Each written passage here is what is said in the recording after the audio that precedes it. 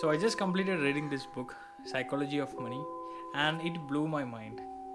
It actually changed the way I think about money and wealth. There are a lot of books and articles out there which will teach you different ways to earn money, but this book is not about that. This book is entirely about the way we think about money and the way we perceive about wealth creation and being rich. This book is written by Morgan Housel, and it has 20 chapters and having individual stories that will explain these concepts in detail.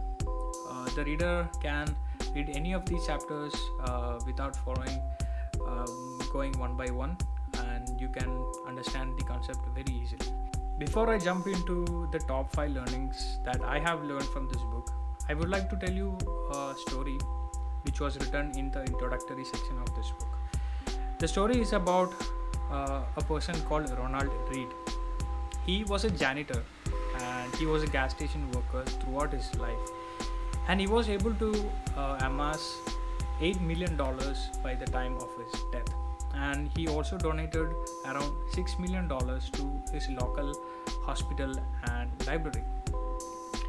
And the other story is about a person called Richard Fuscon. He was everything Ronald Reed was not. He was an Harvard MBA. He was a highly successful person and was retired by the age of 40. He was well respected by business people around the world. But unlike Ronald Reed, Richard Fuscon actually went broke and had to declare bankruptcy.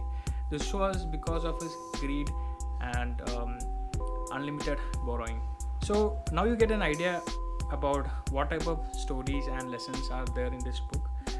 There are a lot of lessons one can learn from this book, and Morgan Housel does a very great job actually to convince a reader that apart from having education, intellectual ability, it is also important to have soft skills like patience and being reasonable in creating wealth and being rich.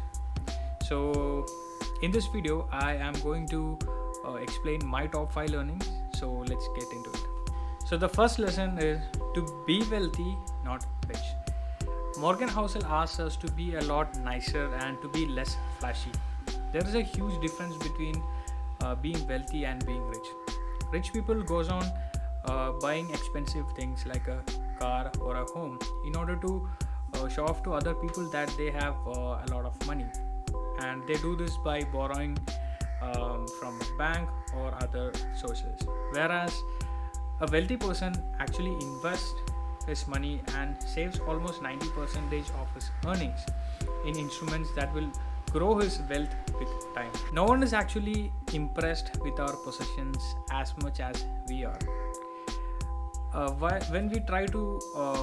When we buy these expensive things, what we actually are expecting is other people's admirations and respect, and one can earn these things easily with humility and kindness. The second lesson is using money as a tool to achieve freedom. Most of us do things out of the necessity to earn money. If we are in debt and have to pay an EMI every month, we are forced to do things that we don't love, and we are forced to work even though we do not want to work. The idea of buying freedom with money is that we are able to do the things that we want, when we want, with whom we want, for as long as we want. The third lesson is protecting your wealth is more important than creating wealth. Story I discussed about Richard Fuscon who lost money. Most of us are not able to save enough money, even though we are able to earn a lot of money. 90% of the people are not able to save and protect their money. For an average person to lead a happy and better life, they don't need huge amount of money. There is always going to be a limit. So in this book, Morgan Housel says that keep limitations for your expectation, like how much money exactly do you need, and once you reach that target, do not take more risk that will jeopardize your wealth. The fourth lesson is to be willing to pay the price for success. Nothing is free in life. Understand this concept and be willing to pay the price for it.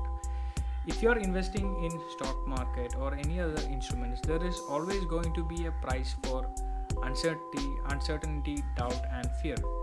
It is something you can consider as a fee for growing your wealth. Most of us should be willing to sacrifice our ability to please ourselves by buying stuff today for having more options in the future.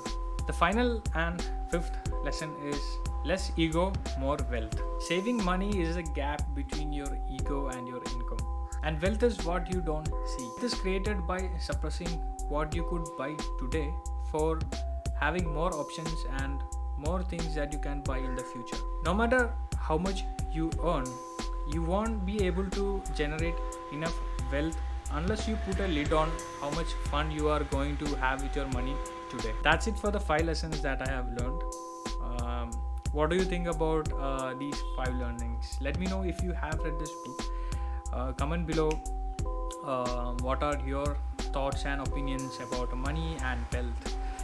I am also giving away one book to one of the viewers. All you have to do is like and put a thumbs up comment in the comment section so that I can consider you for the giveaway.